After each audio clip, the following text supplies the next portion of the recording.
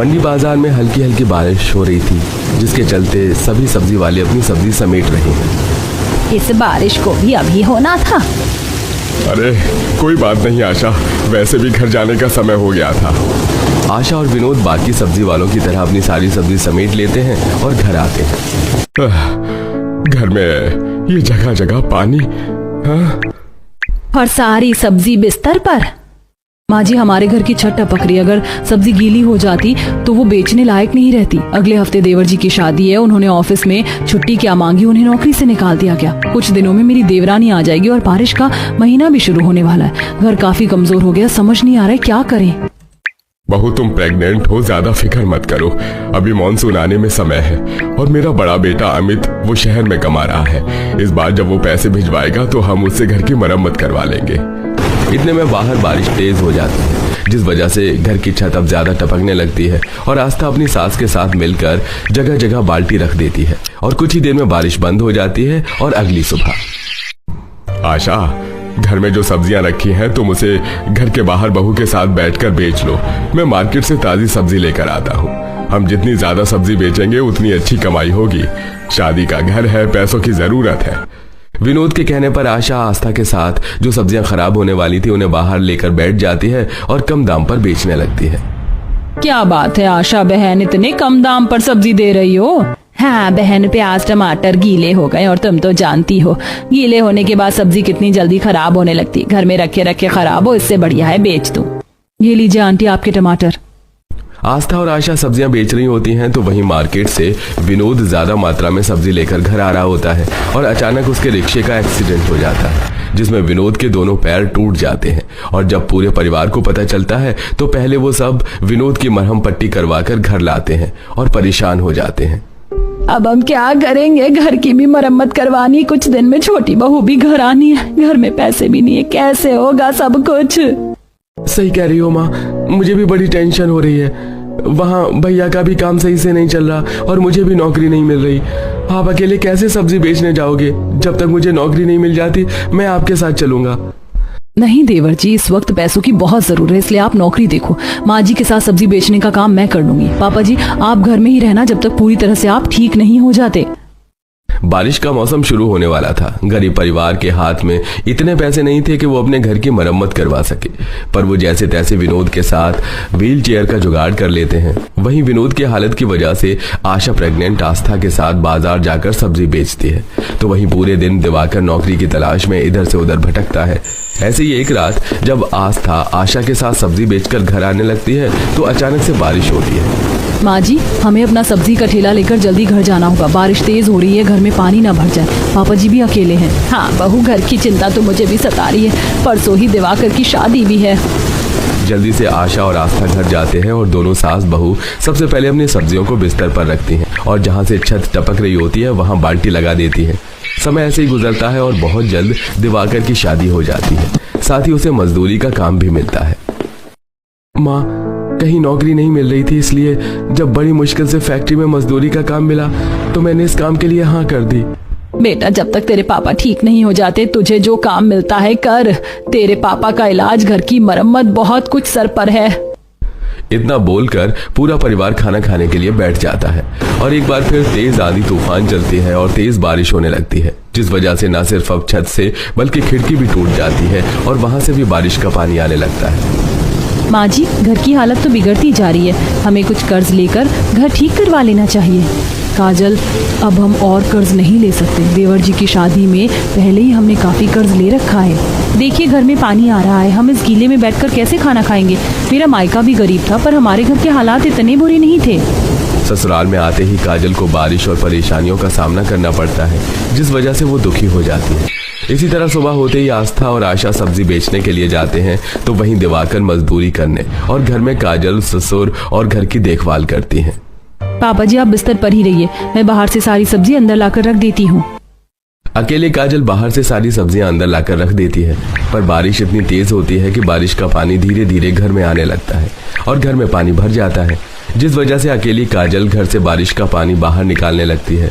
कुछ देर में रास्ते पर जमे पानी को पार करते सब्जियां बेचकर गीली बहू और सास घर आती है। काजल तुम अकेली थक गई होगी, चलो हम दोनों बारिश का पानी घर से बाहर करते हैं। इतना बोल आस्था काजल के साथ घर का पानी निकालने लगती है और तभी तेज आंधी तूफान के साथ बिजली कड़कती है, जिसमें आस्था का घर हिलने लगता है और पूरा परिवार अपनी जान बचाने के लिए कुछ सामान लेकर घर से बाहर आता है और उनकी नजरों के सामने उनका घर टूट जाता है। अब हम लोग क्या करेंगे, कहाँ जाएंगे? आशा बहन, बाहर बहुत तेज बारिश हो रही है, हमारे घर में बारिश का पानी नहीं आता, ऊंचा घर है ना हमारा, जब तक बारिश नहीं रुक जाती तुम हमारे घर में आ जाओ। आशा की पड़ोसन एक रात आशा की मदद करती है और उन्हें एक कमरा दे देती है और अगली सुबह उनसे कहती है, तुम्हारे घर में नई बहू आई और बेचारी जब से आई है परेशान हो रही, बस इसीलिए रात में हमने तुम्हें सहारा दिया, पर हम तुम्हें सारी जिंदगी तो अपने पास नहीं रख सकते ना, इसीलिए जितनी जल्दी हो सके आज के दिन में तुम एक घर देख लो किराए पर। हाँ आंटी, आप बस हमें आज और सहारा दे दीजिए, मैं किराए पर मकान देख कर आता हूँ। दिवाकर उस दिन मजदूरी करने न जाकर आसपास के इलाकों में जाता है और उसे कहीं घर नहीं मिलता, तो वहीं आस्था और आशा भी गीली गीली सब्जी बेच रही होती हैं। नहीं भाई, बारिश में सब्जी बहुत महंगी और तुम्हारी सब्जियां तो गली हुई हैं। इस बारिश की वजह से कोई बाजार ही नहीं जा रहा और गली की औरतें भी बासी सब्जी लेने को तैयार नहीं। कुछ देर में पूरा परिवार अपनी पड़ोसन के घर आता है, पर इस बार उन्हें उनका घर खाली करना पड़ता है। पूरा परिवार अपना सामान लेकर इधर उधर घूमते हैं, पर कोई उन्हें आसरा नहीं मिलता, इसलिए वो अब सब्जी के ठेले पर कुछ बर्तन और जरूरत का सामान लेकर जंगल की तरफ जाते हैं और एक बड़े से पेड़ के नीचे बैठ जाते हैं। माँ जी, वो देखिए, लगता है किसी का खेत आसपास है, तभी तो उसने पेड़ के ऊपर झोपड़ी बनाई है सामान रखने के लिए। पर मैं बड़ी हैरान हूँ, हमारा कच्चा मकान इस बारिश में टूट गया, पर लकड़ी से बने इस पेड़ के ऊपर छोटा सा झोपड़ी का घर, उसे कुछ नहीं हुआ। काश हम भी ऐसे ही पेड़ घर में रह सकते। अरे काजल बहू, काश क्या हम भी ऐसे घर में रह सकते। तुमने तो एक बहुत अच्छा आइडिया दिया है मुझे। जब तक हमारा घर नहीं बन जाता या हमें किराए पर घर नहीं मिल जाता, क्यों ना हम इसी जंगल में पेड़ घर बना कर रहें। वैसे भी इस जंगल में कोई नहीं आता। हाँ माँ जी, आप बिल्कुल सही कह रहे हैं। बारिश का मौसम शुरू हो चुका है, किसी भी वक्त बारिश हो सकती है। अब बारिश में पेड़ के नीचे तो जिंदगी नहीं काट सकते, इसीलिए अभी से ही काम पर लग जाते हैं। पूरा परिवार रात भर न सोकर गांव से कुछ आरी कील और जरूरत का सामान मांग कर लाते हैं और जंगल के कुछ लकड़ियां काटते हैं, तो वहीं काजल प्रेग्नेंट आस्था के साथ मिलकर एक मोटे से पेड़ की कटाई करती है। बहू, जीना बनाने की जिम्मेदारी मुझ पर छोड़ दो। हम अगर पेड़ के ऊपर घर बनाएंगे तो हमें एक सीढ़ी की जरूरत पड़ेगी। मैं बैठा बैठा कटी हुई लकड़ियों को जोड़कर सीढ़ियां बना देता हूँ। माँ जी, पैसों की तो अब भी जरूरत है। हम दोनों सास बहू ये कुछ सब्जी बेचने चलते हैं। काजल, तुम देवर जी और पापा जी के साथ पेड़ घर की आगे की तैयारी करो। आस्था और आशा बाजार सब्जी बेचने जाती हैं, तो वहीं काजल बाकी का काम संभालती है। ससुर लकड़ियों को जोड़कर सीढ़ियां बनाता है, वहीं दिवाकर पेड़ के ऊपर चढ़कर लकड़ियों को कील ठोंककर जोड़कर घर बनाता है। तो वहीं शाम को आकर आशा और आस्था भी लकड़ियां काटने का काम करती है और जब इस बीच बारिश होती है तो वो लोग एक टेंट को बांधकर उसके नीचे बैठ जाते हैं। इसी तरह एक हफ्ता बीत जाता है और पूरा परिवार मिलकर पेड़ के ऊपर एक छोटा सा घर बनाते हैं और एक नीचे की तरफ भी झोपड़ी बनाते हैं लकड़ी की विनोद के लिए। तो वहीं दूसरे पेड़ पर रसोई और उसमें अपने रहने का इंतजाम करते हैं और विनोद ने सीढ़ियां भी रेडी कर ली थी। हमारा सबसे अच्छा पेड़ घर है, जिसका दरवाजा भी बन चुका है, खिड़की भी है। अब बस इसमें रहने का इंतजाम करना है। दिवाकर, ये पकड़ कुछ पैसे और कल ही तू बाजार से जाकर जरूरत का सामान लेकर आ जाना। और मैंने लकड़ियों की सीढ़ियां बना दी हैं।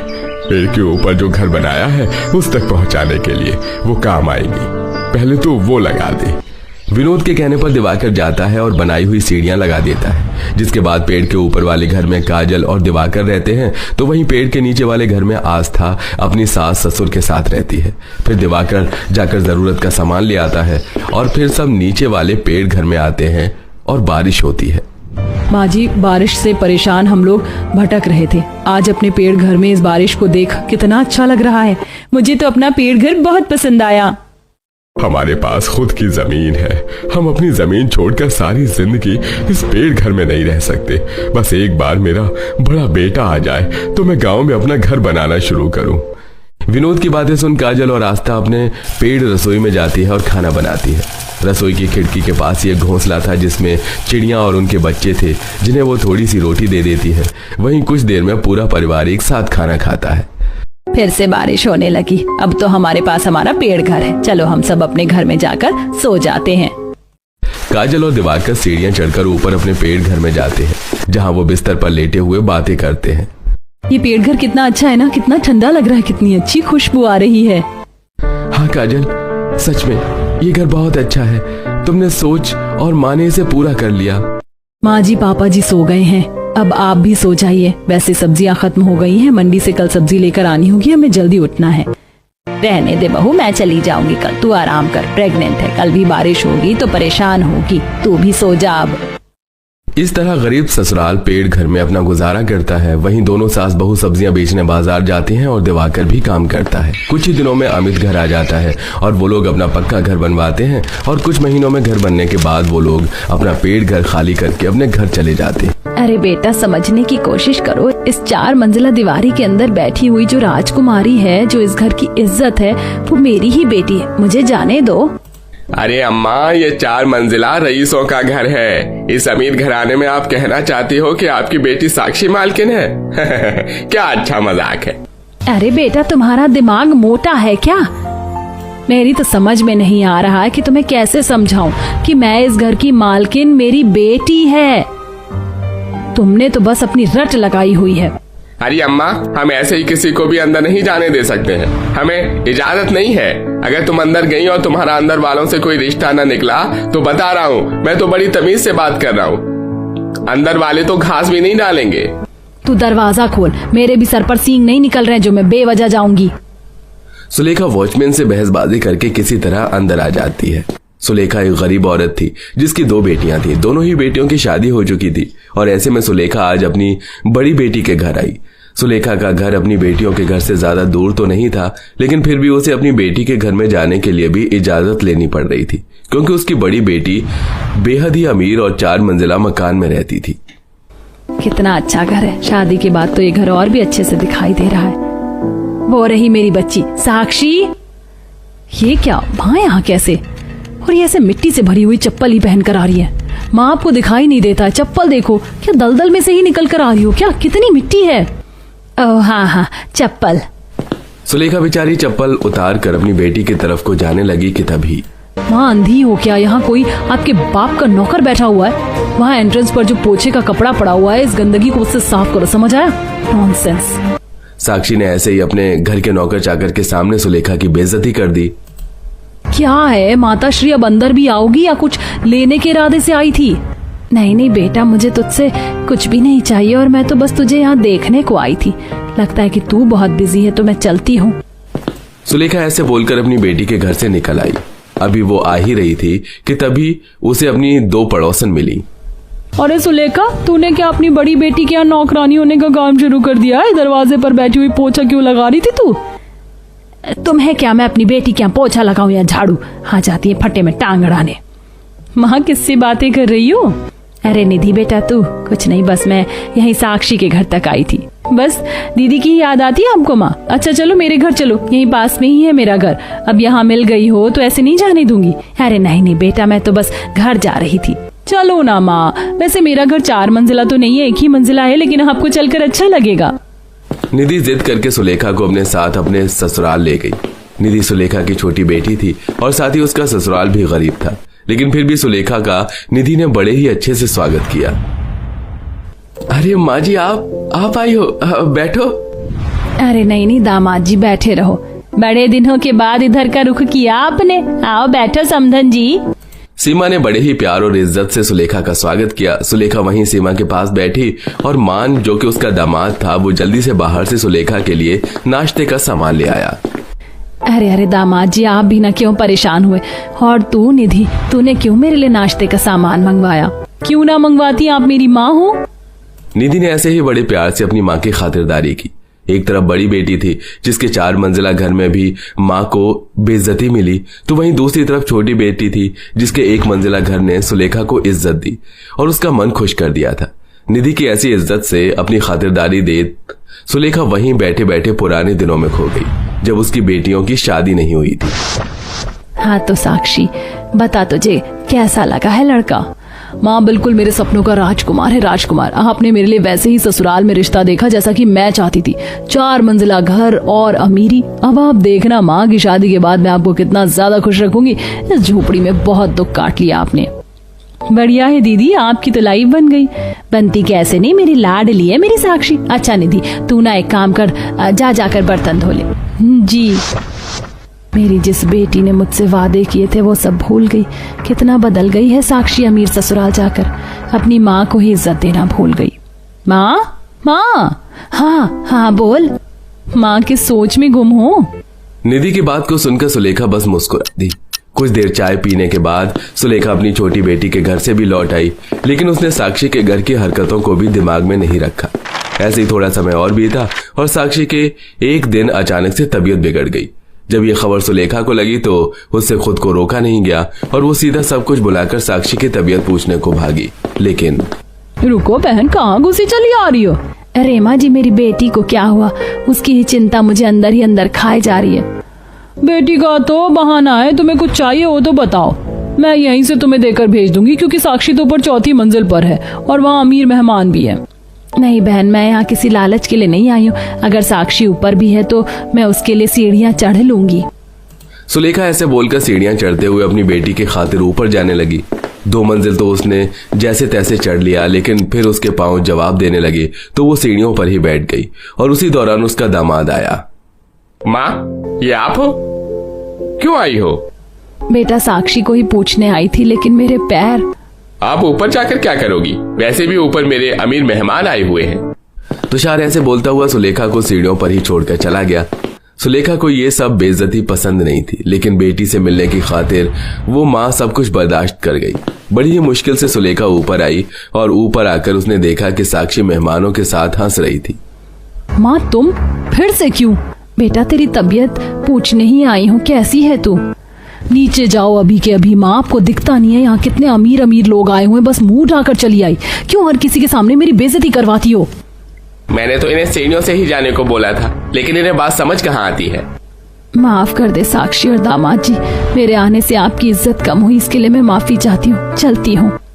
सुलेखा हाथ जोड़कर साक्षी के घर से निकल आई। अब ऐसी बेइज्जती के बाद सुलेखा का दोबारा साक्षी के घर जाने का भी रुख नहीं हुआ। वो रोते हुए आ रही थी तो उसे रास्ते में अपनी गरीब बेटी और दामाद मिल गए।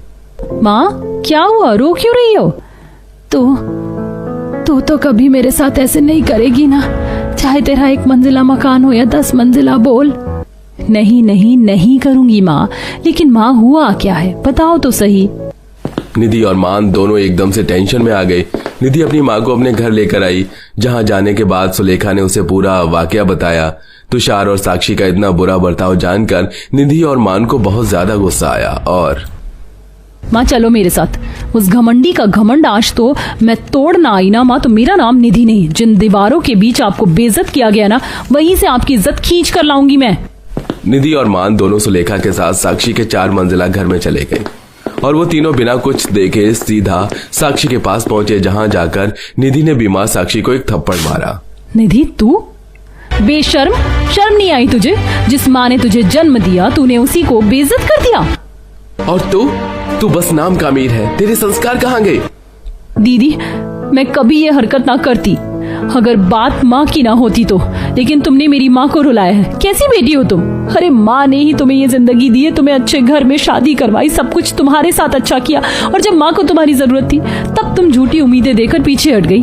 हमारी माँ, जिन्होंने हमें अपने खून से सींचा, हमारी जिंदगी को स्वर्ग बनाया, इन 4 दीवारी को तुमने उनके लिए ही नर्क बना दिया। जरा तो शर्म कर लेती दीदी। मैं यहाँ 1000 बातें बनाने नहीं आई हूँ, मैं ये कहने आई थी कि आज से तुम्हारी माँ मर गई, तुम्हारा मायका खत्म। अब ना तुम्हारी कोई बहन है ना कोई माँ। भूल जाना हमें, जैसे अभी तक भूली हुई थी, और कभी याद भी आए ना तो हमारे घर के दरवाजे मत देखना, रहो अपने इस 4 मंजिला की दीवारों में आप। निधि ऐसे बोलते हुए सुलेखा और मान के साथ साक्षी के घर से लौट आई। अब साक्षी को एहसास हो रहा था कि उसने कितना गलत किया था, लेकिन अब पानी सिर से ऊपर जा चुका था। वहीं अब सुलेखा भी अपनी दोनों बेटियों का अंतर देख पा रही थी। आज के बाद से कभी सुलेखा अपनी 4 मंजिला मकान वाली बेटी के घर नहीं गई। वो निधि के पास जाती और निधि उसे इज्जत से रखती, और अब सब कुछ ठीक हो चुका था। वो कहते हैं ना कि घर बड़ा हो, लेकिन अगर उसमें रहने वालों के पास संस्कार न हो तो वो घर घर नहीं, बस मकान की 4 दीवारी होती।